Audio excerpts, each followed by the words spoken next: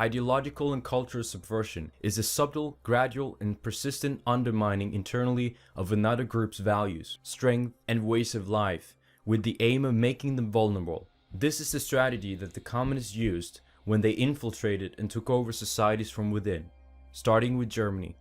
The 4 stages of subversion are demoralization, destabilization, crisis, and normalization.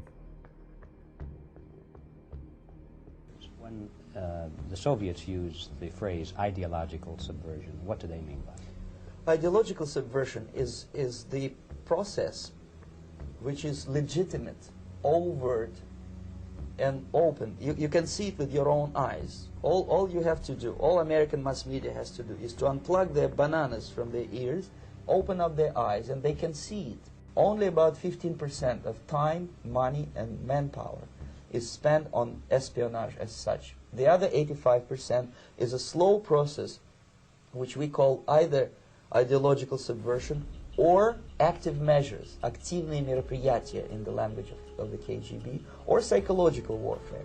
What it basically means is to change the perception of reality of every American to such an extent that despite of the abundance of information, no one is able to come to sensible conclusions in the interests of defending themselves, their families, their community, and their country.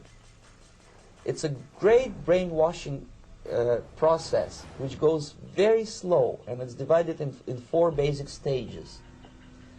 The first one being demoralization. It takes from 15 to 20 years to demoralize a nation. Why that many years? Because this is the minimum number of years which requires to educate 1 generation of students in the country of your enemy, exposed to the ideology of the enemy. In other words, Marxism-Leninism ideology is being pumped into the soft heads of at least 3 generations of American students without being challenged or counterbalanced by the basic values of Americanism, American patriotism. The demoralization process in the United States is basically completed already. For the last 25 years, actually it's overfulfilled, because demoralization now reaches such areas where previously not even Comrade Andropov and all his experts would even dream of such a tremendous success. Most of it is done by Americans to Americans, thanks to lack of moral standards. As I mentioned before, exposure to true information does not matter anymore.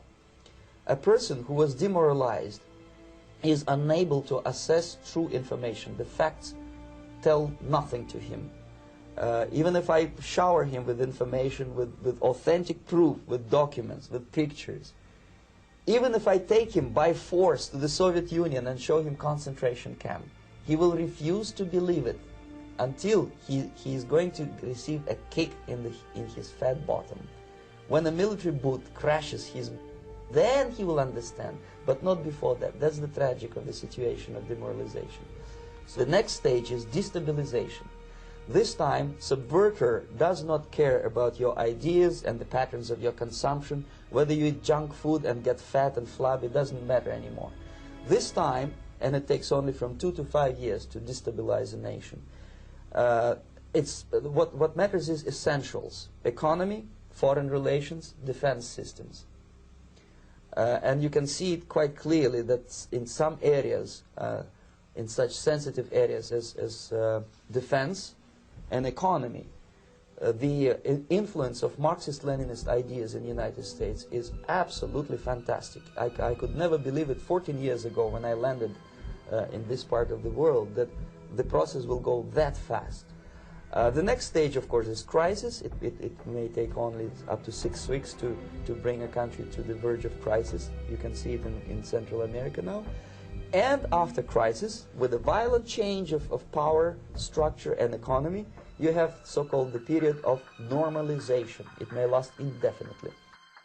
This is what will happen in the United States if you allow all these schmucks to bring the country to crisis, to promise people all kind of goodies and the paradise on earth, to destabilize your economy, to eliminate the principle of free market competition, and to put a big brother government in Washington, D.C., who will promise lots of things, never mind whether the promises are fulfillable or not.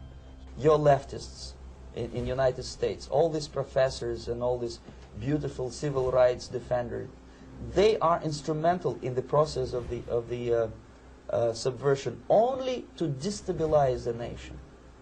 When their job is completed, they are not needed anymore. They know too much. Some of them, when they get disillusioned, when they see that Marxist-Leninists come to power, obviously they get offended. They think that they will come to power. That will never happen, of course. They will be lined up against the wall and shot.